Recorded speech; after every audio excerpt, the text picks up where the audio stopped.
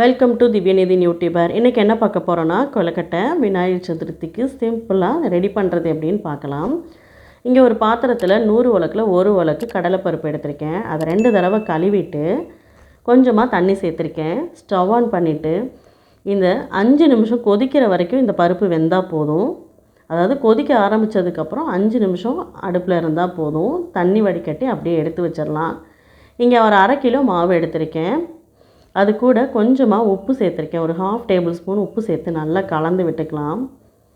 நல்லா கலந்ததுக்கப்புறமா வெதுவெதுப்பான தண்ணியை இதோடு சேர்த்து மிக்ஸ் பண்ணிக்கலாம். ரொம்ப கொதிக்கணும்னு இல்லை, கொஞ்சம் வெதுவெதுன்னு இருந்தால் போதும். தேவையான அளவுக்கு கொஞ்சம் கொஞ்சமாக தண்ணி சேர்த்து நல்லா கலந்து விட்டுக்கலாம். இப்போ கை வச்சு பனைஞ்சிட்டு மாவு இந்த அளவுக்கு பக்குவமாக இருக்கணும். ரொம்ப தண்ணியாகவும் இருக்கக்கூடாது, அதே சமயம் கெட்டியாகவும் இருக்கக்கூடாது. இதை ஒரு மூடி போட்டு உரமாக வச்சுக்கலாம். இப்போ பூரணம் ரெடி பண்ணிடலாம். நம்ம வேக வச்சுருந்தோம் இல்லையா கடலைப்பருப்பு, அது தண்ணி வடிகட்டி நல்லா ட்ரையாக இருக்குது. அதை ஒரு மிக்ஸி ஜாரில் சேர்த்துக்கிறேன். சுத்தமாக தண்ணி இல்லாமல் சேர்க்கணும். கூடவே ஒரு 3 ஏலக்காய் சேர்த்து பவுடர் பண்ணிக்கலாம். அதாவது தூள் தூளாக இந்த மாதிரி பொடியாக இருக்கணும், உதிரி உதிரியாக. இதை இன்னொரு பாத்திரத்தில் சேர்த்துக்கலாம். தட்டி வச்சுருந்த வெல்லத்தை ஜாரில் சேர்த்து ஒரு லைட்டாக ஒரு அடி அடித்து இதோடு சேர்த்துக்கிறேன். தட்டின வெல்லத்தை தான் சேர்க்கணும், முழுசாக இருக்கிறத சேர்த்தக்கூடாது.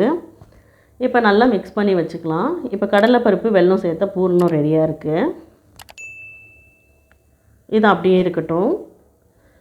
ஒரு பாத்திரத்தில் கொஞ்சமாக எள் எடுத்திருக்கேன். ஒரு 100 கிராம் இருக்கும். அதை அப்படியே சேர்த்து நல்லா வறுத்து எடுத்துக்கலாம். லோ ஃப்ளேமில் வச்சு லைட்டாக வறுத்துக்கணும், கருக விட்டுறக்கூடாது. அவ்வளோதான், ரெடி ஆகிடுச்சு. இதை அப்படியே ஆஃப் பண்ணிடலாம். இங்கே கொஞ்சமாக தேங்காய் துருவி வச்சுருக்கேன். இந்த தேங்காய் கூட தட்டுன 3 ஏலக்காய் சேர்த்துருக்கேன். நம்ம வறுத்து வச்சுருந்த எள்ளை ஒரு 2 டேபிள் ஸ்பூன் இதோடு சேர்த்துருக்கேன். கூடவே தேவையான அளவுக்கு சர்க்கரை சேர்த்துருக்கேன். அவ்வளோதான், இது எல்லாமே சேர்த்து மிக்ஸ் பண்ணிட்டா தேங்காய் பூரணமும் ரெடி. இப்போ தேங்காய் பூரணமும் ரெடி, கடலைப்பருப்பு பூரணமும் ரெடி ஆகிடுச்சு. இப்போ மாவும் ரெடியாக இருக்குது. இப்போ நம்ம கொழுக்கட்டை செய்ய ஆரம்பிச்சிடலாம். இந்த மாவை நான் 4ஆக பிரிச்சுருக்கேன். அதில் ஒரு பங்கை எடுத்துகிட்டு சின்ன சின்ன உருண்டையாக உப்பு உருண்டை மாதிரி உருட்டி எடுத்துக்கலாம். சின்ன கோலி குண்டு சைஸுக்கு இருந்தால் போதும், நல்லா உருட்டி எடுத்துடலாம். எல்லாமே இப்போ உருட்டியாச்சு.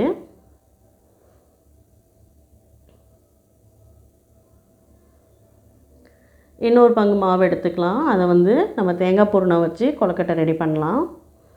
அதுக்கு இங்கே பெரிய உருண்டையாக எடுத்திருக்கேன். அதை நல்லா இந்த மாதிரி கட்டை விரலை வச்சு ப்ரெஸ் பண்ணி இந்த மாதிரி பண்ணிக்கணும். நம்ம செஞ்சு வச்சுருந்த தேங்காய் பூரணத்தை இது ஒரு ஸ்பூன் சேர்த்துட்டு நல்லா ஃபோல்ட் பண்ணிக்கலாம். நமக்கு என்ன ஷேப் பிடிக்குதோ அந்த ஷேப்பில் ரெடி பண்ணிக்கலாம்.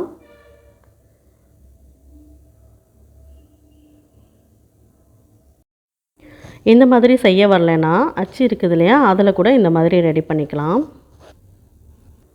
மறுபடியும் இதே மாதிரி ஒரு பெரிய சைஸில் எடுத்துகிட்டு நல்லா இது பண்ணிவிட்டு கடலைப்பருப்பு வெல்லம் சேர்த்து வச்சுருந்தோம் இல்லையா, அந்த பூரணத்தை இதோடு சேர்த்துக்கிறேன். நல்லா ஃபோல்ட் பண்ணிக்கலாம். இந்த எஜ்ஜும் அந்த எஜ்ஜும் மடித்து விட்டு இந்த மாதிரி ப்ரெஸ் பண்ணால் நல்லா சீல் ஆகிடும், பூரணம் வெளியே வராது. எல்லா கொழுக்கட்டையும் ரெடி பண்ணிகிட்ருக்கோம். இன்னொரு பங்கு மாவு எடுத்திருக்கேன். நம்ம ரெடி பண்ணி வச்சுருந்தோம் இல்லையா தேங்காய் பூரணம், அதில் ஒரு 2 ஸ்பூனும் கடலைப்பருப்பு பூரணம் இருக்கு இல்லையா, அதில் ஒரு 2 ஸ்பூனும் இதோடு சேர்த்து நல்லா மிக்ஸ் பண்ணிக்கலாம். எல்லாமே நல்லா கலந்ததுக்கப்புறம் பிடி கொழுக்கட்டை மாதிரி ரெடி பண்ணி எடுத்துக்கலாம். ஒரு சின்ன உருண்டையாக எடுத்து இந்த மாதிரி ரெடி பண்ணி எடுத்து வச்சுக்கலாம். அவ்வளோதான், கொழுக்கட்டையெல்லாம் தயாராக இருக்குது. இப்போ ஆவியில் வச்சு வேக வச்சிடலாம். இட்லி பாத்திரத்தில் தண்ணி வச்சுருக்கேன். தண்ணி நல்லா கொதித்ததும் இட்லி தட்டில் துணி விரிச்சிட்டு நம்ம ரெடி பண்ணி வச்சுருந்தோம் இல்லையா சின்ன சின்ன உருண்டை, அதை தட்டில் சேர்த்துக்கலாம்.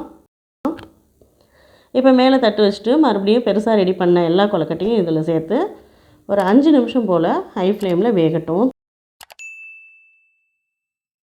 ஜாரில் நம்ம வறுத்து வச்சுருந்தோம் இல்லையா எள், அதையும் 4 துண்டு வெல்லமும் இதில் சேர்த்து நல்லா பொடி பண்ணிக்கலாம்.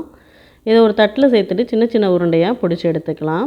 இதை ஆவியில் வச்சு வேக வைக்கணும்னு இல்லை, அப்படியே இருந்தால் போதும். கொழுக்கட்டையும் ரெடி ஆகிடுச்சு, நல்லா வெந்து சாஃப்டாக ரெடி ஆகிடுச்சு. அவ்வளோதான், இதை ஒரு தட்டில் எடுத்து வச்சுக்கலாம். கீழ்த்தட்டில் வச்சுருந்த உப்பு உருண்டையும் ரெடி ஆகிடுச்சு. இது கொஞ்சமாக எண்ணெய், கடுகு, கருவேப்பிலை, வரமிளகாய் சேர்த்து தாளிச்சிருக்கேன். தேவைப்பட்டால் தேங்காயும் சேர்த்துக்கலாம். அவ்வளோதான், எல்லா கொழுக்கட்டையும் ரெடி ஆகிடுச்சு. எல்லாமே ஒரு தட்டில் எடுத்து வச்சுக்கலாம். சிம்பிளாக அரை மணி நேரத்தில் விநாயகர் சதுர்த்திக்கு ஈஸியாக கொழுக்கட்டை செய்கிறது எப்படிங்கிறத நம்ம இந்த வீடியோவில் பார்த்தோம். கண்டிப்பாக ட்ரை பண்ணி பாருங்கள். இந்த வீடியோ உங்களுக்கு பிடிச்சிருந்ததுன்னா லைக் பண்ணுங்கள், ஷேர் பண்ணுங்கள். நம்மளோட சேனலை மறக்காமல் சப்ஸ்கிரைப் பண்ணிக்கோங்க. அனைவருக்கும் இனிய விநாயகர் சதுர்த்தி நல்வாழ்த்துக்கள். தேங்க்ஸ் ஃபார் வாட்சிங்.